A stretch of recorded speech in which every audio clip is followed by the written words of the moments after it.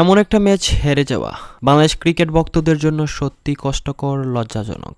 নিউজিল্যান্ডের বিপক্ষে প্রথম ওডিআইতে জিততে হলে তখন প্রয়োজন ছিল 58 বল থেকে 64 রান। ঠিক সেই মুহূর্তে আনএক্সপেক্টেড বড় শট খেলতে গিয়ে বাউন্ডারি লাইনে আউট হন আফিফ হোসেন ধ্রুব। এরপর নতুন ব্যাটসম্যান হিসেবে মাঠে প্রবেশ করে 14 বলে মাত্র 6 রান করে এভাবেই দলকে বিপদে ফেলে যান ক্যাপ্টেন মেহেদী হাসান মিরাজ। এরপর রিশাদ, শরীফুল কিংবা তাসকিন কেউ দাঁড়াতে পারেনি স্ট্রাইক প্রান্তে। তবে তখনও একপাশে দাঁড়িয়ে ছিলেন তাওহিদ হৃদয়। বাংলাদেশের ভক্তরাও তার দিকে তাকিয়েছিল।